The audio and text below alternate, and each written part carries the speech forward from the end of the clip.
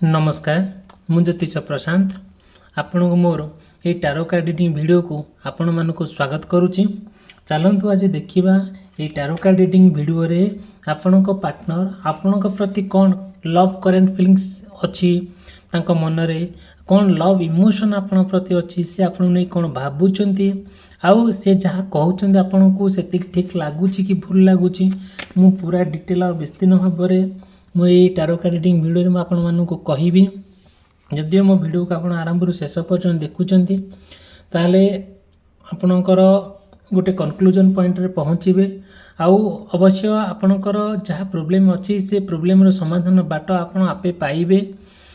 जदि भी किसी आपण मन में प्रश्न अच्छे आप पार्टनर को लेकिन आप मत कंटाक्ट करेंगे मोर कंटाक्ट नंबर देती मु कम्प्लीटली भाव में आपण को मोर पर्सनल रीडिंग मध्यम आपन को हेल्प करी रेमेडीज देवी केमी आप सुंदर भाव में आप पार्टनर नहीं गोटे सुंदर जीवन यापन अतिबाहित करेंगे। ठीक अच्छे चलते देखा आज ये भिडटी आम आरंभ करवा से प्रभु जगन्नाथ जहाँ कृपा अच्छी ईश्वर जहाँ आशीर्वाद अच्छी ये कार्ड जहाँ बाहर मु पूरा डिटेल और विस्तीर्ण भाव में कहबी। आउ जदि मो वीडियो को आप देखुं मो चैनल को सब्सक्राइब करें वीडियो को लाइक करने केबे भी मन ऋणा करेंगे ना। मोर आंतरिकता इच्छा अच्छी आपण मानक हेल्प करवा आपण मान सहित कनेक्ट होकर आ गोटे परिवार होकर तेणुक मोर इच्छा जे मोर आशा अच्छे कि हाँ जदिव मुझे आपन सहित कनेक्ट होगा चाहूँगी कि आप मो सहित कनेक्ट होगा चाहूँगी मोर चैनल को सब्सक्राइब करने वीडियो को लाइक करने नोटिफिकेशन ऑन करके रखिया नोटिफिकेशन ऑन करने के भूलिए ना। ठीक अच्छे चलते आम आरंभ करवा। देखो जदि आपणकर कि पार्टनर मीन राशि कुंभ राशि एवं मकर राशि होता है आपणकर कि पार्टनर ताले किसी ना किसी कथा आपण भितर मिसमैच हम यदि जतिपात पड़ो ना किछिटा प्रोब्लेम हम जदि भी से आपण कथा शुणिकी आपण कथा एकमत होउचंती ताहले से कथाटा आपण को ठीक लगे कि तांको ठीक लगे ना आपण मन में बहुत गुड़े कथा कौन हम ना प्रश्न आसो जोटा कि आपणकर से कथा को लेकिन आप बार बार लोक निंदित हेबे गोटे कौन करेंगे ना किसी ना कि प्रोब्लेम एमती आसी पहुँची जोटा कि आप मैनेज करें ना बहुत अपमानित हेबे आपाई आप पार्टनर ना आपन को बहुत गुड़े माने कौन बेकार कथा कहे 12 प्रकार 17 प्रकार कथा कहे जोटा कि आपको भल लगे ना आ बहुत कष्ट ही लगे से आप चिंता करेंगे चिंता करेंगे कि हाँ मुझे मो पार्टनर सहित एमती किसी हो तेणुक मुझे कथा इग्नोर करने आपड़ के पछघुंचा देवे ना किंतु किसी ना कि एमती किसी समय आसी पहुँची जाऊँगी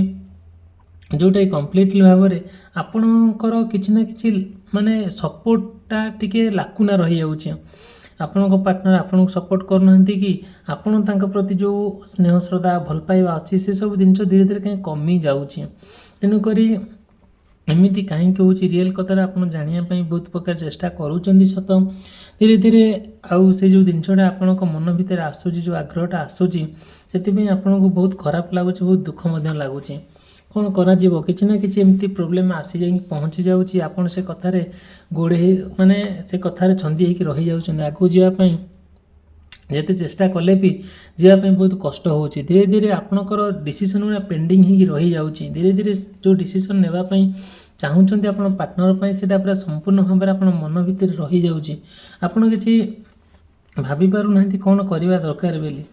देखो जदिव आ गोटे कथा मुझे कहूँ आपणकर कि पार्टनर जदि धनुराशि कि विचार राशि तुला राशि होता है ये लोक व्यक्ति विशेष मानकर टिके लक्षण अलग थाए तांकर चिंताधारा टिक अलग थाए से कौन करा पड़ो आपड़ जहाँ भावुं ता तो हो पारुनी एमती किसी घटना अच्छी जहाँ भाविकी बहुत दिन है चिंता कर रखी से चिंताटा संपूर्ण भाव में कौन हम ना आपण सेटा अनएक्सपेक्टली आपण जीवन में घटीज जोटा कि आप भाभी पारे ना एमती केमी हो जाऊँगी यहाँ गोटे रहस्य गोटे मैजिकल पावर थिला भाई हो जाऊँगी आपण आशा आशा थिला आपड़ कि भाभी पार नी कौन करने धीरे धीरे से कथा को लेकिन आप बहुत माने कौन कर इनसल्ट होती आप जो प्रपोजाल देते से प्रपोजाल आप पार्टनर ना माने कौन रिजेक्ट कर कथा को लेकिन आप बहुत डिप्रेशन लेवल अच्छा बहुत दुख प्रकाश कर କ'ଣ ତଥାପି ବି ଆପଣ କେବେ ହାରି ଯାଇନାହାନ୍ତି। ଆପଣ ତାଙ୍କ ସହିତ ଆଉ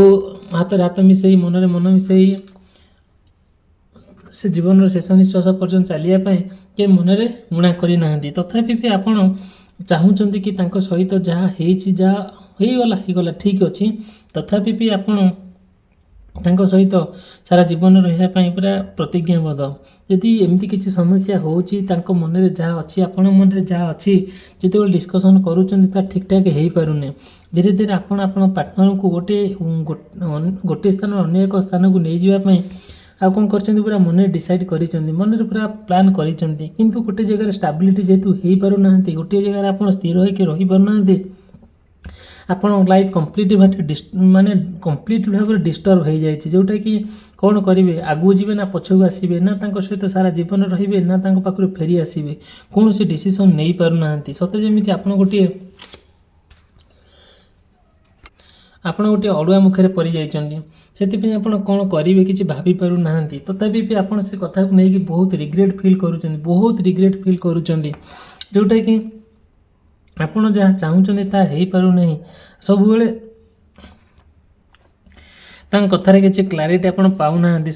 ସତେ ଯେମିତି କୌଣସି ତାଙ୍କ ପାଖରୁ ଆପଣ କୌଣସି ସତ୍ୟତା ପାଇପାରୁନାହାନ୍ତି। ସେତେବେଳେ ଯାହା ଆପଣ ପାଉଛନ୍ତି ସେଇଟା ଆପଣଙ୍କ ପାଇଁ ସୁଇଟେବୁଲ୍ ହେଇପାରୁନାହିଁ। ସେଥିପାଇଁ ଆପଣଙ୍କ ମନରେ ବହୁତ ରାଗ ଆସୁଛି, ଅଭିମାନ ଆସୁଛି, ଅହଙ୍କାର ମଧ୍ୟ ଆସୁଛି।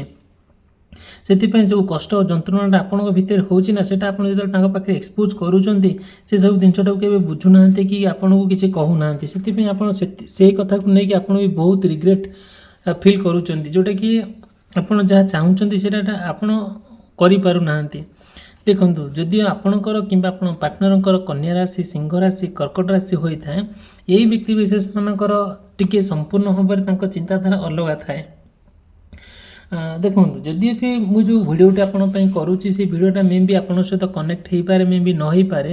ଯଦି ବି କିଛି ପ୍ରୋବ୍ଲେମ୍ ଅଛି, ମୋତେ ଆପଣ କଣ୍ଟାକ୍ଟ କରିବେ। ଆପଣ ପାର୍ଟନରକୁ ନେଇକି ହେଉ, କ୍ୟାରିୟର ପ୍ରୋବ୍ଲେମ୍ ହେଉ, କିମ୍ବା ବିଜନେସ୍ ରିଲେଟେଡ଼୍ ହେଉ, ଯାହା ଆପଣଙ୍କର ଆଷ୍ଟ୍ରୋଲୋଜିକୁ ନେଇକି ହେଉ, ଯଦି କିଛି ପ୍ରୋବ୍ଲେମ୍ ଅଛି ମୋତେ ଆପଣ କହିବେ। ମୁଁ ମୋର ପର୍ସନାଲିଟି ମାଧ୍ୟମରେ ତାର ସମାଧାନ ବାଟ ଆପଣଙ୍କୁ ଦେଖେଇବି। ଆପଣ ଅବଶ୍ୟ ଏ ଭିଡ଼ିଓରେ ବହୁତ ଗୁଡ଼ିଏ କଥା ଆପଣ ଜାଣିପାରିବେ। କିନ୍ତୁ ଯଦି ବି କିଛି ଭିଡ଼ିଓରୁ ଜାଣିପାରୁନାହାନ୍ତି, ମୋତେ ଆପଣ କଣ୍ଟାକ୍ଟ କରିବେ। ମୋର କଣ୍ଟାକ୍ଟ ନମ୍ବର ଦେଇଛି। ମୋର ପର୍ସନାଲିଟି ମାଧ୍ୟମରେ କମ୍ପ୍ଲିଟ୍ ଭାବରେ ଆପଣଙ୍କୁ ରେମେଡ଼ିଜ୍ ଦେବି, ହେଲ୍ପ କରିବି। ଯଦି ମୋ ଭିଡ଼ିଓଟି ଭଲ ଲାଗୁଛି, ମୋ ଚ୍ୟାନେଲକୁ ସବସ୍କ୍ରାଇବ୍ କରିବା ପାଇଁ, ଭିଡ଼ିଓକୁ ଲାଇକ୍ କରିବା ପାଇଁ କେବେ ବି ଭୁଲିବେ ନାହିଁ। ଠିକ୍ ଅଛି। ଯେଉଁ ରାଶି ବିଶେଷ ବ୍ୟକ୍ତିମାନଙ୍କର କହିଲି, କନ୍ୟା ରାଶି, ସିଂହ ରାଶି, କର୍କଟ ରାଶି, ଏହି ତିନି ବ୍ୟକ୍ତି ବିଶେଷମାନଙ୍କର ଦେଖିବେ ଯେ ତିନି ରାଶି ବିଶେଷ ବ୍ୟକ୍ତିମାନଙ୍କର ତାଙ୍କର ଟିକେ ଚିନ୍ତାଧାରା ଅଲଗା ଥାଏ। ଯେତେବେଳେ ଆପଣ କିମ୍ବା ଆପଣ ପାର୍ଟନରକୁ ନେଇକି ଯାହା ଭାବୁଛନ୍ତି ତାହା ହେଇପାରୁନାହିଁ, ସମ୍ପୂର୍ଣ୍ଣ ଭାବେ କ'ଣ ହେଉଛନ୍ତି, ଗୋଟେ ଡିରେକ୍ସନଲେସ୍ ହେଇଯାଉଛନ୍ତି, ଗୋଟେ ଦିଗହରା ହେଇଯାଉଛନ୍ତି, ଯେଉଁଟାକି ଆପଣ ଡିସାଇଡ଼୍ କରିପାରୁନାହାନ୍ତି କେଉଁ ଦିଗରେ ଯିବେ, କେଉଁ ବାଟରେ ଗଲେ, ଉପଯୁକ୍ତ ବାଟରେ ଗଲେ ଆପଣ ପାର୍ଟନରକୁ ପାଇପାରିବେ କି ନାହିଁ। ସେଥିପାଇଁ ଆପଣ ମନରେ ବହୁତ ଗୁଡ଼ିଏ ଲୋ କନଫିଡେନ୍ସ ରହିଯାଉଛି। ସେତିକି ଆପଣ ନିଜକୁ ଆଉ ବାଲାନ୍ସ କରିପାରୁନାହାନ୍ତି, ଯେଉଁଟାକି ତାଙ୍କ ସହିତ କେମିତି ଗଲେ ଗୋଟେ ଲକ୍ଷ୍ୟସ୍ଥଳରେ ପହଞ୍ଚିବା, ଗୋଟେ ଅନ୍ୟ ଏକ ସ୍ଥାନରେ ପହଞ୍ଚିବା, ଗୋଟେ ଠିକ୍ ଟାଇମ୍ରେ ପହଞ୍ଚିବା, ଠିକ୍ ସମୟରେ ପହଞ୍ଚିବା। ଆଉ ସେଥିପାଇଁ ନା ଆପଣ ଦ୍ୱନ୍ଦ୍ୱରେ ପଡ଼ିଛନ୍ତି, କିଛି ଡିସାଇଡ଼୍ କରିପାରୁନାହାନ୍ତି, ଯେଉଁଟାକି ଆପଣ ଡିସିସନ୍ ଠିକ୍ସେ ନେଇପାରୁନାହାନ୍ତି। ସେ ଡିସିସନ୍ ଆପଣଙ୍କ ଭିତରେ କିଛି ନା କିଛି ଅଭାବ ରହିଯାଉଛି। ଆଉ ଆପଣଙ୍କ ଯାହା ସେ ବାବଦକୁ ନେଇକି ଭାବୁଛନ୍ତି, କିଛି ଏତେ ଭଲ ଭାବି ପାରୁନାହାନ୍ତି। କ'ଣ କଲେ ଠିକ୍ ହେଇପାରିବ, କ'ଣ କଲେ ଆଉ ତାଠାରୁ ବେଟର୍ ହେଇପାରିବ, ସିଚୁଏସନ୍ଟା କେମିତି ବଦଳିଯିବ, ସେ କଥାକୁ ନେଇକି ଆପଣ ବହୁତ ଚିନ୍ତାମଗ୍ନ ଅଛନ୍ତି। କିନ୍ତୁ ଆପଣଙ୍କ ପାର୍ଟନର ନା ଯାହା ଆପଣଙ୍କ ସହିତ କରୁଛନ୍ତି କିଛି ଭଲ କରୁନାହାନ୍ତି। ସେଥିପାଇଁ ନା ଆପଣ ବହୁତ ହାରାସ ହେଇଯାଇଛନ୍ତି, ମେଣ୍ଟାଲି ବହୁତ ସଫର ହେଇଯାଇଛନ୍ତି। କ'ଣ କରାଯିବ? ଧୀରେ ଧୀରେ ଆପଣ ପାର୍ଟନରକୁ ନେଇକି ଯାହା ଚିନ୍ତା କରିଛନ୍ତି, ଚିନ୍ତାଟା ସବୁବେଳେ ସେଇଟା ଠିକ୍ ହେଇପାରୁନି, ଭାରି କଷ୍ଟ ହେଉଛି। ଧୀରେ ଧୀରେ ଆପଣ ପାର୍ଟନରକୁ ନେଇକି ଯାହା ଭାବିଛନ୍ତି ସେଇଟା ଠିକ୍ ହେଇପାରୁନି, କ'ଣ କରାଯିବ? ସମ୍ପୂର୍ଣ୍ଣ ଭାବରେ ଆପଣ ସେ କଥାକୁ ନେଇକି ଆପଣ ବହୁତ ଚିନ୍ତାମଗ୍ନ ଅଛନ୍ତି।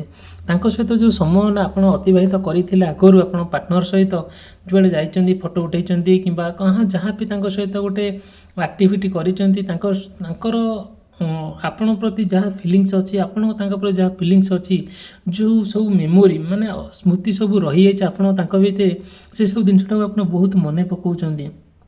ସେ ସେଇ ଅତୀତ ଜିନିଷକୁ ବହୁତ ଚିନ୍ତା କରୁଛନ୍ତି, ତେଣୁକରି ସେ ଜିନିଷକୁ ବହୁତ ଆପଣ ମିସ୍ କରୁଛନ୍ତି, ଆଉ ବହୁତ ମିସ୍ କରୁଛନ୍ତି, ଯେଉଁଟାକି ଆପଣ ଭାବି ପାରୁନାହାନ୍ତି ଏ କାହିଁକି ମାନେ ଏତେ କାହିଁକି ସେ କଥା ପୁରୁଣା କଥା ମନେ ପଡ଼ୁଛି ବୋଲି।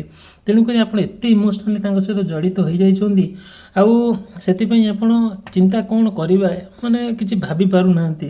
ଆପଣ ଆଶାଶୂନ୍ୟ ହୋଇଯାଇଛନ୍ତି, ପୁରା ସମ୍ପୂର୍ଣ୍ଣ ଭାବରେ ହୋପଲେସ୍ ହୋଇଯାଇଛନ୍ତି। ତେଣୁକରି କ'ଣ କରିବେ ଆପଣ କିଛି ଭାବି ପାରୁନାହାନ୍ତି କେଉଁ ଦିଗରେ ପହଞ୍ଚିବେ, କେଉଁ ଦିଗରେ ଗଲେ ଠିକ୍ ହୋଇପାରିବ ବୋଲି। ତଥାପି ବି ଆପଣ ସେମିତି କିଛି ନ ଭାବିକି ଆପଣ ଆଗକୁ ଯିବା ପାଇଁ ତାଙ୍କ ସହିତ ଆଉ କ'ଣ କରିଛନ୍ତି, ଆଗଭରା ହେଇଛନ୍ତି। ଦେଖନ୍ତୁ, ଯଦି ଆପଣଙ୍କର କିମ୍ବା ଆପଣ ପାର୍ଟନରଙ୍କର ମେଷ ରାଶି, ବୃଷ ରାଶି, ମିଥୁନ ରାଶି ହୋଇଥାଏ, ଏଇ ବ୍ୟକ୍ତି ବିଶେଷମାନଙ୍କର ସମ୍ପୂର୍ଣ୍ଣ ଟିକେ ତାଙ୍କର ଆକ୍ଟିଭିଟି, ତାଙ୍କର ଚାଲିଚଳନ, ତାଙ୍କର ଚିନ୍ତାଧାରା ସମ୍ପୂର୍ଣ୍ଣ ଆପଣଙ୍କ ପ୍ରତି ଟିକେ ଅଲଗା ଅଛି। ଆପଣ ବି ତାଙ୍କ ପ୍ରତି ଟିକେ ଫିଲିଙ୍ଗସଟା ବଦଳିଲା ଭଳିଆ କାହିଁକି ଆପଣଙ୍କୁ ଲାଗୁଛି। ଦେଖନ୍ତୁ, ଆପଣ ତାଙ୍କୁ ଯେଉଁ ନଜରରେ ଦେଖିବା କଥା ଆପଣ ପାର୍ଟନର, ସେଇ ନଜରରେ ଆପଣ ଦେଖୁଛନ୍ତି, ବଟ୍ ତାଙ୍କର ଯେଉଁ ଆପଣଙ୍କ ପ୍ରତି ନଜରଟା ରହିବା କଥା, କାହିଁକି ଆପଣ ୱିକ୍ ହେଇଯାଇଛି, କାହିଁକି ନେଗେଟିଭ୍ ହେଇଯାଇଛି, ଆପଣ ସେ କଥାକୁ ଫିଲ୍ କରିପାରୁଛନ୍ତି, ସେ କଥାକୁ ଆପଣ ଅନୁଭବ କରିପାରୁଛନ୍ତି। ତଥାପି ବି ଆଉ ସେଇଟା ଯେହେତୁ କନଫର୍ମ ହେଇପାରୁନାହାନ୍ତି, ଯେହେତୁ ସେ କଥାକୁ ଆପଣ ବିଶ୍ୱାସ ପ୍ରପରଲି କରିପାରୁନାହାନ୍ତି, ତେଣୁକରି ଆପଣ ବହୁତ ଚିନ୍ତାମଗ୍ନ ଅଛନ୍ତି। ତେଣୁକରି ଏସବୁ ଯାହା ହେଉଛି କିଛି ଭଲ ହେଉନି, ଆପଣଙ୍କ ଜୀବନରେ ବହୁତ ହାହାକାର ଦେଖାଦେଉଛି, ବହୁତ ନୈରାଶ୍ୟବାଦ ଦେଖାଦେଉଛି।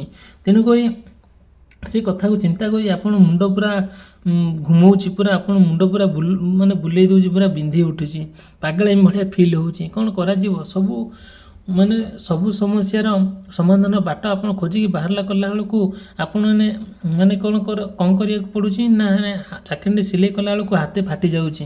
ତେଣୁକରି କ'ଣ କରାଯିବ, ଏଇଟା ତ ବଡ଼ କଷ୍ଟଦାୟକ କଥା ନା। କ'ଣ କିଛି ଭାବି ହେଉନି, କେତେ ଦୂର ଠିକ୍ ହେଇପାରିବ, କେତେ ଦୂର ଭୁଲ ହେଇପାରିବ। ତଥାପି ଆପଣ ମନରେ କେବେ ଏମିତି ଭାବି ନାହାନ୍ତି ତାଙ୍କ ସହିତ ଗୋଟେ ସୁନ୍ଦର ସମ୍ପର୍କ ଗଠନ କରିବା ପାଇଁ ଆପଣ ପ୍ରୟାସବଦ୍ଧ, ପୁରା ସମ୍ପୂର୍ଣ୍ଣ ଭାବରେ ନିଜକୁ ଉତ୍ସର୍ଗ କରିଦେଉଛନ୍ତି। ଆଉ ସମ୍ପୂର୍ଣ୍ଣ ଭାବରେ ଯେତେବେଳେ କୌଣସି କଥାର ଫାଇନାଲ୍, କୌଣସି କଥାର କନକ୍ଲୁଜନ୍ ପଏଣ୍ଟରେ ପହଞ୍ଚି ପାରୁନାହାନ୍ତି, ଆପଣ ସମ୍ପୂର୍ଣ୍ଣ ଭାବରେ ଇମ୍ବାଲାନ୍ସ ହେଇଯାଉଛନ୍ତି, ମେଣ୍ଟାଲି ହାରାସ ହେଇଯାଉଛନ୍ତି, ଆଉ ଯେଉଁଟା ଇମୋସନାଲି ବହୁତ ଲସ୍ ହେଇଯାଉଛି ଆପଣଙ୍କର। ସେଥିପାଇଁ ନା ଆପଣ ବହୁତ ଗୁଡ଼ିଏ କଥାକୁ ଚିନ୍ତା କରିକି ଆପଣ ଭାବି ପାରୁନାହାନ୍ତି କ'ଣ କରିବେ। ଆଉ ଦେଖିବେ ଧୀରେ ଧୀରେ ଏ କଥାକୁ ନେଇକି ଆପଣ ଫାଇନାନ୍ସିଆଲି ବହୁତ ୱିକ୍ ହେଇଯାଉଛନ୍ତି, ଆଉ ଚିନ୍ତା ବି କରିପାରୁନାହାନ୍ତି କେତେ ଦୂର କ'ଣ କଲେ ଠିକ୍ ହେଇପାରିବ ବୋଲି। ତଥାପି ବି ଆପଣ କେବେ ଭାବୁଛନ୍ତି ଯାହା ହେଉନା କାହିଁକି ମୁଁ ପାର୍ଟନର ସହିତ ନିଜକୁ ସେତିକି ରିପ୍ରେଜେଣ୍ଟ କରୁଛନ୍ତି, ହଁ ମୋ ପାର୍ଟନର ସହିତ ମୁଁ ବହୁତ ସମୟ ଧରି ରହିବି, ଯେତେ ଯାହା ସମସ୍ୟା ହେଉ ମୁଁ କିନ୍ତୁ ତାଙ୍କ ସହିତ ରହିବି। ଆପଣ ମନରେ ଏଭଳିଆ ପ୍ରଶ୍ନ ଆସୁଛି। ଯେତେବେଳେ ଆପଣ ଏ କଥାକୁ ନେଇକି ଚିନ୍ତା କରୁଛନ୍ତି, ଧୀରେ ଧୀରେ ଆପଣଙ୍କର ହୃଦୟ ଯେଉଁ ଅଛି ତାଙ୍କ ପ୍ରତି, ଆଉ ଯେଉଁ ସ୍ନେହ ଶ୍ରଦ୍ଧା ସମ୍ମାନ ଅଛି, ଯେଉଁ ଭଲ ପାଇବା ଅଛି, ଯେଉଁ ଆନ୍ତରିକତା ଅଛି, କାହିଁ କମିଗଲା ଭଳିଆ ଲାଗୁଛି। ସେଥିପାଇଁ ଆପଣ ନା ସେ କଥାକୁ ନେଇକି ବହୁତ ଚିନ୍ତାମଗ୍ନ ଅଛନ୍ତି, ବହୁତ ବୋର୍ ହେଇଯାଉଛନ୍ତି, ଆପଣ ସେ କଥାକୁ ନେଇକି ଖୁସି ହେଇପାରୁନାହାନ୍ତି। ତେଣୁକରି ଆପଣ ଯାହା ଚାହିଁଲେ ବି ତାହା କରିପାରୁନାହାନ୍ତି। କାହିଁ ଜାଣିଛନ୍ତି ନା, ଏଇସବୁ ଯେତେବେଳେ ପ୍ରୋବ୍ଲେମ୍ ଆସି ପହଞ୍ଚି ଯାଉଛି, ଆପଣ କିଛି ଡିସାଇଡ଼୍ କରିପାରୁନାହାନ୍ତି କ'ଣ କଲେ ଠିକ୍ ହେଇପାରିବ ବୋଲି। ତଥାପି ବି ଆପଣ ସେମିତି କିଛି ନ ଭାବିକି ବି ଆପଣ ଆଗଭରା ହେଉଛନ୍ତି, ଆଉ ନିଜ ଭିତରେ ଯେଉଁ ଅଛି ଏନର୍ଜିଟା ଅଛି, ନିଜ ଭିତରେ ଯେଉଁ କନଫିଡେନ୍ସ ଅଛି ନା, ସେଇଟା ଯେତେବେଳେ ଏକ୍ସପୋଜ୍ କରିବା ପାଇଁ ଆଗଭରା ହେଉଛନ୍ତି, କାହିଁକି କୌଣସି ନା କୌଣସି ଦିଗରୁ କି କାହାଠାରୁ ନା କିଛି ଏମିତି ମେସେଜ୍ ପାଉଛନ୍ତି, ଡିସାଇଡ଼୍ କରିପାରୁନାହାନ୍ତି କି କ'ଣ କଲେ ଠିକ୍ ହେଇପାରିବ। ଦେଖନ୍ତୁ, ସେଥିପାଇଁ ବାର କୌଣସି ଖରାପ ବିତିଯାଇଥିବା ସମୟଟାକୁ ଆପଣ ରିପିଟ୍ କରିବା ପାଇଁ ଚାହୁଁନାହାନ୍ତି। ଯାହା ବିତିଯାଇଛି, ପାଷ୍ଟ ଅଲୱେଜ୍ ପାଷ୍ଟ। ସବୁବେଳେ ଅତୀତ ହେଇକି ଥାଉ, କେବେ ସେ ବର୍ତ୍ତମାନକୁ ନ ଆସୁ। ଯାହା ସମସ୍ୟା ଅଛି ତ ତାର ସମାଧାନ ବାଟ ହଉ ନ ହଉ, ବାସ୍ ସିଏ ତା ବାଟରେ ଅଛି, ଆପଣ ଆପଣଙ୍କ ବାଟରେ ଅଛନ୍ତି। ସେଥିପାଇଁ ଆପଣ ବହୁତ ଚିନ୍ତାମଗ୍ନ ଅଛନ୍ତି। ସେସବୁ କିଛି ବଡ଼ କଥା ନୁହେଁ, କିନ୍ତୁ ଆପଣ ତାଙ୍କୁ ପାଇବା ପାଇଁ ଯେଉଁ କସରତ କରୁଛନ୍ତି, ଯେଉଁ ସଂଘର୍ଷ କରୁଛନ୍ତି, ସେଇଟା ହେଲା ମୁଖ୍ୟ କଥା। ଆଉ ତେଣୁ ପାଇଁ ଆଉ ଲାଗୁଛି କି ହଁ, ଆପଣ ଯେତେବେଳେ ତାଙ୍କ କଥାକୁ ଚିନ୍ତା କରିକି ରହୁଛନ୍ତି, ଆପଣଙ୍କୁ ଲାଗୁଛି କେମିତି ଆପଣ ଗୋଟେ ବନ୍ଦୀ ଘରେ ରହିଲା ଭଳିଆ, କେମିତି ଆପଣ କିଏ ନା କିଏ ଆପଣଙ୍କୁ କବ୍ଜା କରି ରଖିଛି। ଆପଣଙ୍କର ଇମୋସନ୍, ଆପଣଙ୍କର ଭଲ ପାଇବା କିନ୍ତୁ ଏଇଟା ବାହାରକୁ ବାହାରିଲା ପୂର୍ବରୁ ଆପଣ ସେଇ କଥାକୁ ନେଇକି ବହୁତ ହାରାସ ହେଇଯାଉଛନ୍ତି, ବହୁତ ମନ ଦୁଃଖରେ ଅଛନ୍ତି, କିଛି ନା କିଛି ଆପଣ ସମସ୍ୟାରେ ପଡ଼ୁଛନ୍ତି, ଯେଉଁ ସମସ୍ୟା ଭିତରେ ଆପଣ ଜୀବନଟା ସମୟଟାକୁ ଅତିବାହିତ କରୁଛନ୍ତି, ଆପଣଙ୍କ ଜୀବନ ସମ୍ପୂର୍ଣ୍ଣ ଭାବରେ ହାହାକାର ଦେଖାଦେଉଛି, ନୈରାଶ୍ୟବାଦ ଦେଖାଦେଉଛି। ସେଥିପାଇଁ ଆପଣ କ'ଣ କରିବେ? ବହୁତ ଚିନ୍ତାରେ ମଧ୍ୟ ଅଛନ୍ତି। ଆମର ପୁରା କଥାରେ ଅଛି, ଆଉ ଲୁଣ ଖାଏ ହାଣ୍ଡି ଚିନ୍ତା ଖାଏ ଗଣ୍ଡି। ଆଉ ତେଣୁକରି କ'ଣ କରାଯିବ? ଆଉ ଯେଉଁ ରିଲେସନସିପ୍ ଭିତରେ ତିକ୍ତତା ଦେଖାଦେଉଛି, ରିଲେସନସିପ୍ ଭିତରେ ଏତେ ସମସ୍ୟା ଦେଖାଦେଉଛି, ଆଉ ରିଲେସନସିପ୍ ଭିତରେ ଏତେ ମାନେ ଡିସଇଣ୍ଟରେଷ୍ଟ ଦେଖାଦେଉଛି, ଇଣ୍ଟରେଷ୍ଟ ମୂଳରୁ ରହୁନି। ତେଣୁକରି ସବୁବେଳେ ଆପଣ ପାର୍ଟନର ତାଙ୍କ ଇଗୋକୁ ନେଇକି ସେ ଚଳୁଛନ୍ତି, ଆଉ ସେ ସବୁବେଳେ ଆପଣଙ୍କ ସହିତ ଯୁଦ୍ଧ କରୁଛନ୍ତି, ଫାଇଟ୍ କରୁଛନ୍ତି, ଟିକେ ଟିକେ କଥାକୁ ମାନେ କ'ଣ କରୁଛନ୍ତି, ଟିକେ ଟିକେ କଥାକୁ ରାଗୁଛନ୍ତି, ରୁଷୁଛନ୍ତି। ସେଥିପାଇଁ ଆପଣଙ୍କ ମାଇଣ୍ଡ ନା ଆପଣଙ୍କ ହାର୍ଟ ବି ପରିବର୍ତ୍ତନ ହେବାକୁ ଲାଗୁଛି। ତଥାପି ବି ଆପଣ ସେ କଥାକୁ ଚିନ୍ତା ନ କରିକି ତାଙ୍କ ସହିତ କେମିତି ସୁନ୍ଦର ସମ୍ପର୍କ ଗଠନ କରିବା ପାଇଁ ଆପଣ ପ୍ରତିଜ୍ଞାବଦ୍ଧ ହେଇଯାଉଛନ୍ତି। ଯଦିଓ ଦେଖନ୍ତୁ, ମୋ ଭିଡ଼ିଓଟି ଯଦି ଭଲ ଲାଗୁଛି, ମୋ ଭିଡ଼ିଓକୁ ଲାଇକ୍ କରିବା ପାଇଁ, ଚ୍ୟାନେଲ୍ ସବସ୍କ୍ରାଇବ୍ କରିବା ପାଇଁ କେବେ ଭୁଲିବେ ନାହିଁ।